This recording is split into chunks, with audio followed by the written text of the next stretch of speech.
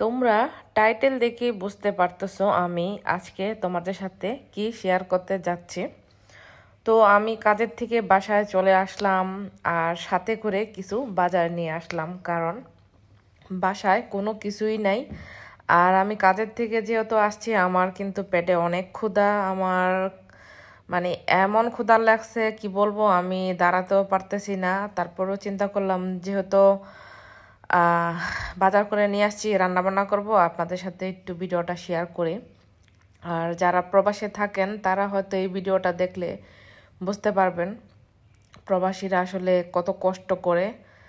আর এই কষ্ট করে আমরা কিন্তু টাকা পয়সা বাংলাদেশে পাঠাই, তারপরও ফ্যামিলির মন জোগাতে পারি না, এটাই স্বাভাবিক। যাই হোক, আমি এখানে নিয়ে আসছি আপনার 2.5 কেজি একটা ফার্মের মুরগি। তো এটাকে আমি এখন কেটে নিব। আর এটা হচ্ছে যেহেতু আমরা বাইরের কান্ট্রিতে থাকি, মুরগির আপনার পরিষ্কারই থাকে, শুধুমাত্র বাসায় আনা এটাকে প্রসেসিং করে নিলেই চলে। তো আমি এটাকে এখন দেখেন কি সুন্দর। তো এটা একটু হালকা যদি পশম পশম থাকে এগুলো মানে বাঁচতেছি, তারপর এটাকে আমি এখন কেটে ফেলবো। আর আমার এটার সাথে মানে গিলা দেয় নাই, শুধু কলিজাটা দিচ্ছে। আর গিলাটা যেটা সেটা হচ্ছে আমার আসলে ফেভারিট একটা, সেটাই দেয় না, কিছু করার নাই। যাই হোক, এখন আমি মুরগিটা কেটে কেটে নেব। আর আমি সাথে শাকও নিয়ে আসছি, এগুলোও বাছতে হবে।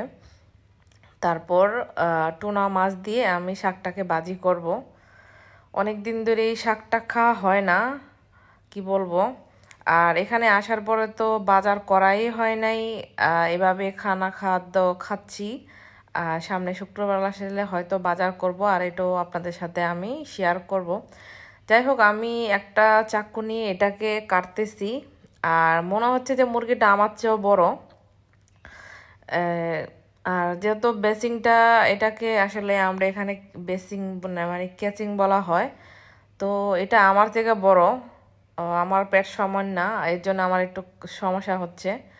আর চাকু দিয়ে কাটতে তো মানে আমরা যেহেতু বাঙালি, আমরা বটি দিয়ে কাটতে অভ্যস্ত, আর এই চাকু দিয়ে কাটতে আসলে হিমশিম খাওয়া লাগে, কিছু করার নাই। তারপরও আমি কষ্ট করে চেষ্টা করতেছি কাটার জন্যে। যাই হোক, কেটে ফেলেছি। এখন এগুলোকে সাইজ করে নিয়ে একটা পাত্রের ভিতরে রাখবো।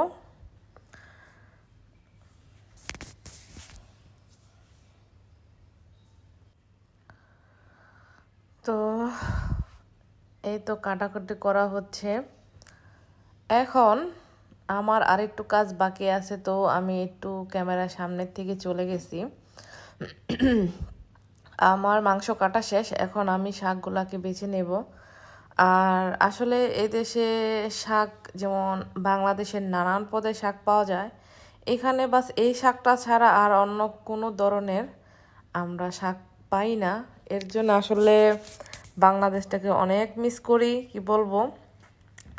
আর এই শাকটা আসলে ইরাকিরা যেভাবে খায়, তারা আসলে মাংস দিয়ে এটাকে রান্না করে খায়, একদম কচু শাকের মতো বানায় ফেলবো, ঠিক আছে। আর আমরা তো যেহেতু বাঙালি, আর আমাদের খাওয়ার সিস্টেমটাই আলাদা। তো আমি শাকগুলোকে ছোট ছোট করে কেটে নিচ্ছি। এই সাইজ করে কেটে নিলে আসলে শাকটা দেখতে সুন্দরও লাগে, তারপর আসলে খাইতেও অনেকটা টেস্ট মজা লাগে। কার কাছে কেমন জানি না, কিন্তু আমি এই সাইজ করেই শাক কাটি, কারণ আমার কাছে খুব ভালো লাগে। আর এটাই হচ্ছে আসলে এটার সাথে ছিল ধনিয়া পাতার মতো, তো এই দেশে এটাকে বলে বাদুনিস। আর এখন সচরাচর ধনিয়া পাতা এখানে পাওয়া যায় না, যেহেতু গরম পড়ে গেছে এর কারণে। আর শীতকালে পাওয়া যায় মোটামুটি, সমস্যা নাই। যেহেতু আমি আজকে মুরগি আর শাক রান্না করব, ধনিয়া পাতা না হলেও চলবে। আমার এখন শাক কাটা অলরেডি শেষ। তো এখন আমি পেঁয়াজ কেটে নিব, কারণ এগুলো হচ্ছে ইন্ডিয়ান পেঁয়াজ, আর এখানকার পেঁয়াজ হচ্ছে একটা বড় বড়, বলতে পারেন এক একটা পেঁয়াজ আধা কেজি 1 কেজি এর মতো। তো আসলে আমরা যেহেতু বাঙালি, ইন্ডিয়ান পেঁয়াজটা খুব পছন্দ করি।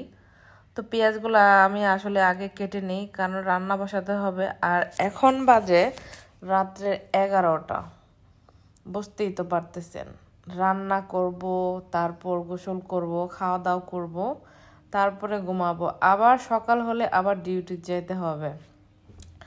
কারণ আমাদের প্রবাসীদের তো এটাই মানে রুটিন রেগুলার।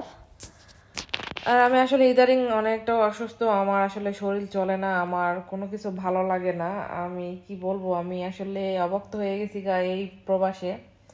আমার এখন মনে চায় আমি যদি বাংলাদেশে চলে যেতে পারতাম, কত না ভালো হতো, কত সুন্দর হতো। আর এখন দিন দিন মনে হচ্ছে আমি অচল হয়ে যাইতাছি। যাই হোক, আমার পেঁয়াজ কাটে শুরু করে দিছি, আর একটু পরেই রান্না বসিয়ে দিব। আর আমি এখানে একটা প্যান বসিয়ে দিলাম, তেল ঢেলে দিলাম। এখন আমি এখানে এলাচ, লং, তারপর হচ্ছে তেজপাতা ও এখানে পেঁয়াজ দিয়ে দিলাম। তো এগুলোকে ভাজা করে এখানে আমি লবণ, আদা রসুন মশলা অ্যাড করব। আর আসলে আমার নর্মাল ফ্রিজ নাই, তাই ডিপ ফ্রিজে মশলা ছিল, তাই আমি এগুলোই দিলাম। তো আমি এখানে দিয়ে দিলাম হলুদের গুঁড়া, মরিচের গুঁড়া, ধনিয়ার গুঁড়া, আর এখানে একটা মিক্স মশলা আছে, এটা আসলে আমি ব্যবহার করি। আর কে করে সেটা, কেউ করে কিনা আমি জানি না, কিন্তু আমার কাছে এই মশলাটা খুব ভালো লাগে। যাই হোক, এগুলাকে এখন আমি কষিয়ে রান্না করব। পানি দিয়ে দিলাম। তো এখানে দিয়ে দিলাম 1 চা চামচ জিরা। এখন এগুলারে কষিয়ে নিয়ে এখন এখানে আমি মাংসগুলো দিয়ে দিব। আর সত্যি কথা বলতে আমার চুলাটার জাল আসলে অনেক কম, নতুন চুলা, কিন্তু বুঝতেছি না কি আর করব, এটার ভিতরে আস্তে আস্তে রান্না করতে হবে, কিছু করার নাই। এখানে আমি মাংসগুলো দিয়ে দিলাম, এখন এগুলারে ভালো করে কষাবো।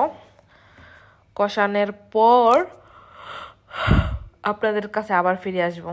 তো যাই হোক, এর মাঝখানে আমি শাকগুলাকে দিয়ে দিলাম। যেহেতু শাকগুলা এখানে আমি হালকা একটা সিদ্ধ করে নেব লবণ দিয়ে, তারপরে চালনিতে ছেঁকে নেব পানি। এরপর এখানে আমি দিয়ে দিলাম আর শুকনো মরিচ, এটা হচ্ছে পাকিস্তানি মরিচ, এটা দিয়ে দিলাম। তো দিয়ে দিলাম পেঁয়াজ।